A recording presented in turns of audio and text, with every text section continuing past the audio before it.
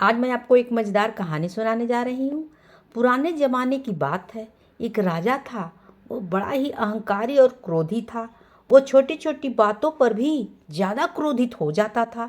प्रजा के साथ वह कभी भी प्रेम पूर्वक व्यवहार नहीं करता था। क्रोध के वशीभूत होकर बड़े भयंकर काम किया करता था।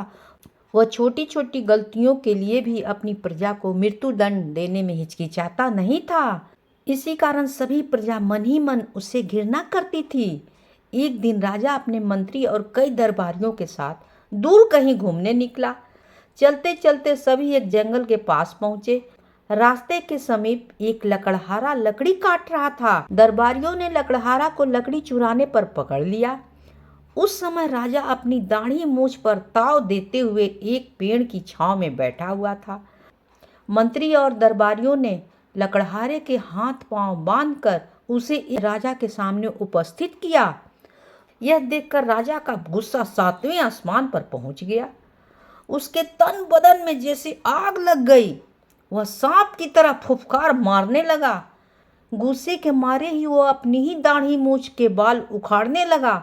उसने लकड़हारे के जुर्म का दंड सुनाते हुए अपनी मंत्री से कहा, ले जाओ, इसे कुत्ते और सुअर की मौत मारो। फैसला सुनाने वक्त उसका गुस्सा पहले से 4 गुना अधिक बढ़ गया था। वो अपने हाथों को पूरी ताकत से हवा में हिलाने लगा। इसी क्रम में उसने अपना दाहिना हाथ इतनी जोर से झटका कि उसका अंगूठा उसकी दाईं आंख में घुस गया। अंगूठा इतनी बुरी तरह से घुस गया कि राजा की आंख बाहर निकल आई। आंख लाल गड्ढे की तरह दिखने लगी।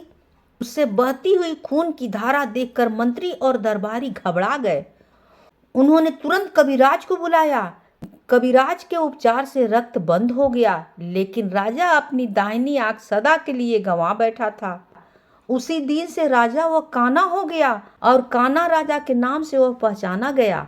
बेरोक गुस्से के कारण राजा ने स्वयं ही अपने पांव पर कुल्हाड़ी मार ली थी। इंसान जैसा कर्म करता है वैसा भगवान फल देता भी है। आज से वो काना कहलाने लगा।